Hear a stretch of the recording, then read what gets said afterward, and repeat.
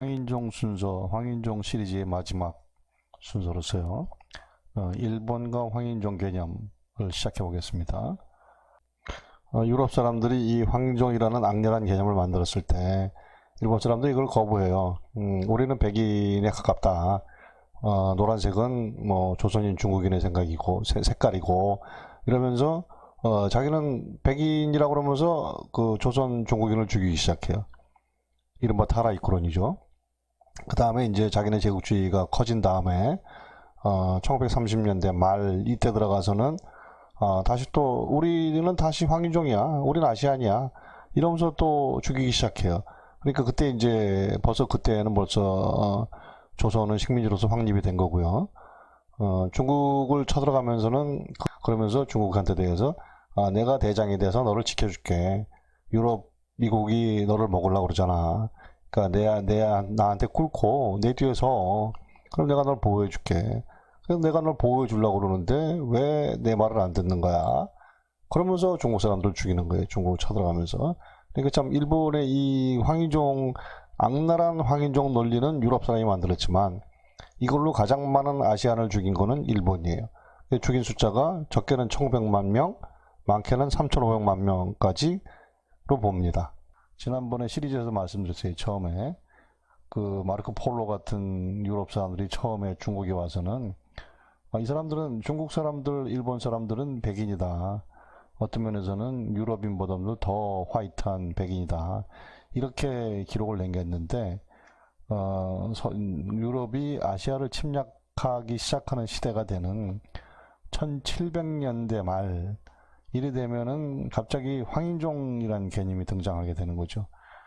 그래서 처음에는 린네라는 그 스웨덴 분류학자가 황달병 걸린 것 같은 노란색의 인종이라는 개념을 만들고 그 다음에 1795년에는 물론멘바크라는 독일인 분류학자가 더 나쁜 개념으로 몽고 인종이다. 이 사람들은 노란색의 몽고 인종이다. 가장 미개한 진화가 멈춰버린 이런 개념을 만들어 버려요. 그런데 이 황색 인종론이 중국에 전달되자 중국 사람들은 처음엔 그거를 뭐 당연하다고 생각했대요. 왜냐면은 이른바 중국의 오방색, 그 오방색의 중심색이 노란색, 황색이거든요. 그러니까 중국 사람들은 자기네가 중화민족이라고 생각했으니까 우리를 황색인종이라고 부르는 건 너무나 당연한 거고 그거는 또 자랑스럽게 받아들일 만 했다는 거예요. 처음에는. 그런데 이제 나중에 그거를 부르면 막 그건 몽고인종으로 정리를 하니까 그거는 받아들일 수가 없죠. 왜냐면은 그 원나라 몽고족 징기스칸이 중국을 지배했잖아요. 그 이후에는 중국과 몽고가 서로 그 원수지간인데 말하자면 중국 사람들이 볼 때 몽골족은 야만족인데 중국 사람들을 몽골인종이라고 하니까 그거는 뭐 거부하지 않을 수 없죠. 반면 일본인 학자들은 황인종이니 몽고인종이니 하는 걸 다 거부했어요. 그러니까 우리가 왜 노란색이냐? 노란색은 중국인이지. 응? 자기네 일본인은 우리는 저급한 황인종, 조선인, 중국인 같은 그런 저급한 황인종이 아니고 너희들처럼 힘센 백인종에 가깝다. 우리 그 뭐 일본에 원래 거주했던 민족이라고 그랬죠. 아이누족 보면은 뭐 털도 많고 얼굴색도 하얀색이고 그렇지 않느냐 이렇게 주장을 한 거죠. 그래서 일본인들은 그 이름도 유명한 타라 입구론이라는 걸 만들죠. 타라 입구라는 건 뭐 아시아를 벗어나서 구라파 유럽으로 들어간다. 그러니까 일본은 아시아가 아니다. 아시아가 지금부터 아시아에서 벗어나 가지고 구라파와 동격이 되겠다 이거죠. 그래서 이 타라이꾸를 주장한 거로 대표 선수가 후쿠자와 유키지라는 그 일본의 계몽 철학자죠. 언론인이기도 하고 후쿠자와 유키지가 이런 얘기를 하죠. 오늘을 도모하는 데 있어서 우리 일본은 이웃나라의 계명을 기다려 함께 아시아를 번영시킬 이유가 없다. 이웃나라 조선과 중국이죠. 중국과 한국을 대할 때는 단순히 서양 사람들처럼 하자. 나쁜 친구를 소중히 하는 사람은 그의 나쁜 평판으로부터 도망칠 수 없다. 우리는 아시아의 나쁜 친구들을 우리 마음에서 지워버리자. 지어버리자는 거는 결국 이웃이 아니다. 지금부터 미개인 취급하고 우리 일본이 너희를 정복하겠다. 그런 소리죠. 그래서 일본은 만주국이라는 걸 만들죠. 1930년대 초 31년에 이 만주 지역을 점령하고 관동군이 만주사변 일으켜가지고 여기를 점령하죠. 그리고 거기 황제는 후일하고 그 청나라 마지막 황제를 여기 황제로 옹립을 하죠. 엄청난 영토를 차지해 일단은 기반으로 해서 뭐 국경이 바로 여기잖아요. 거의 뭐 만주국하고 붙어 있으니까 여기를 기반으로 해서 이제 1937년에 중일 전쟁을 일으켜서 이를 쳐들어가죠. 중국을 완전히 먹겠다고. 이 중국을 쳐들어가면서 일본이 내세우는 게 예전에 이 조선과 만주를 먹을 때만 해도 뭐 조선을 먹을 때만 해도 우리는 타라 이코다. 우리는 그 황인종이 아니고 유럽인이다 하면서 여기를 개화시킨다 그러면서 쳐들어가는 거예요.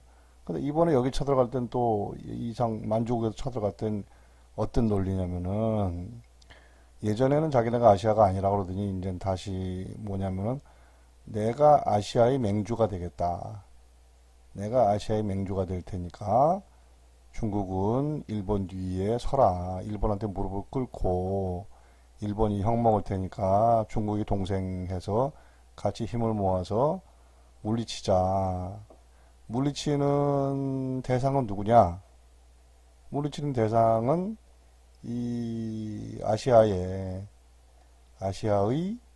그 고라파 미국의 식민지들을 해방시키겠다는 그런 논리를 들이대요.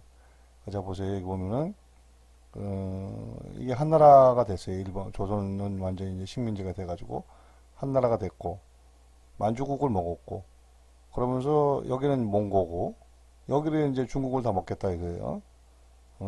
대동아 공영권 이걸 대동아 공영권이라는 거예요.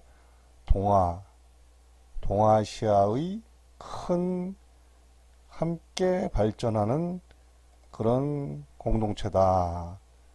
그래서 영어로 하면 뭐 이스트에이시아, 동아시아, 동아 코프로스페리티 공영권이다 해서 일본이 대장 먹고 나머지 중국 뭐 인도 뭐 베트남 등등 인도네시아 등등 다 이렇게 각자 맞는 위치에 쓰고 그래서 너희 그 전체적으로 잘 사는 아시아를 만들자. 어떻게 만드느냐.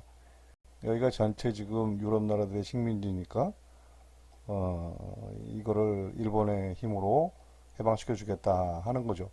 똑같은 거예요. 조선을 쳐들어올 때 너희는 청나라 속국이니까 너희를 해방 독립시켜 줄게 하면서 잡아먹잖아요. 그러니까 속셈은 한반도를 먹는 거고 겉에 핑계 이론은 너를 해방시켜 주마 하는 거잖아요. 대동아 전쟁, 이 대동아 공영권을 만들겠다는 전쟁은 똑같아요. 속셈은 이걸 먹고 싶은 거예요, 얘기를. 여기 지하자원이 풍부하니까. 이걸 먹고 싶은데 핑계인 그거죠. 내가 너희들을 해방시켜 주마. 해방시켜 준다는데 왜 말을 안 들어? 내가 너 때려줄 거야. 하는 게 일본의 대동아 전쟁. 지들 말로는 대동아 전쟁이고, 중립적인 용어로는 아시아 태평양 전쟁이 맞죠. 아시아 태평양 전쟁. 아시아에서 싸우고 또 태평양에서 미국하고 싸웠으니까. 여기 보면은 뭐 이렇게 돼 있잖아요. 여기 뭐 일본 만화인데요. 동아시아에서 모든 나라가 유럽과 미국의 식민지였을 때 그때 일본만이 독립국이었다. 그래서 뭐 영국령의 인도, 프랑스령의 인도차이나, 또 미국령의 필리핀, 네덜란드 영토인 인도네시아, 또 영국이 차지한 말레이시아, 여기를 다 내가 해방시켜 주마, 가로 열고 내가 먹으마 한 거죠. 그래서 이처럼 일본이 두 번에 걸친 장난질을 하는데요. 처음에는 황인종이 아니라면서 조선과 중국을 쳐들어오고요. 특히 조선과 만주. 그리고 나중에 이제 중국 본토를 쳐들어갈 때는 내가 황인종, 즉 아시아의 대장이다 하면서 쳐들어가는데 이때마다 일본이 이런 주장을 할 때마다 많은 조선인들이 속아 넘어가죠. 그래서 다음 시간에는 일본의 이런 주장에 조선인들이 어떻게 속아 넘어갔는지, 그 속아 넘어간 데는 상당히 또 이유가 있어요. 그 당시 사정을 돌아다 보면, 또 그 당시 남은 문헌을 보면. 그래서 이렇게 황인종이 뭉쳐서 백인종과 싸우자 하는 논리는 그 당시에 상당한 인기를 끌었듯이 아직도 그 인화성, 위험성 계속 남아있는 거예요. 백인들이 황인종을 무시하는 한 황인종이 뭉쳐서 대항하자, 한번 싸워보자 하는 논리는 당연히 생길 수밖에 없거든요. 그래서 도대체 왜 백인들은 항상 이런 차별 논리를 만들어내는지, 그리고 그 위험성이 아직도 살아있는 증거들, 이런 거를 좀 몇 가지 점검하고, 국선탐의 황인종 시리즈의 대단원을 마감하겠습니다. 고맙습니다.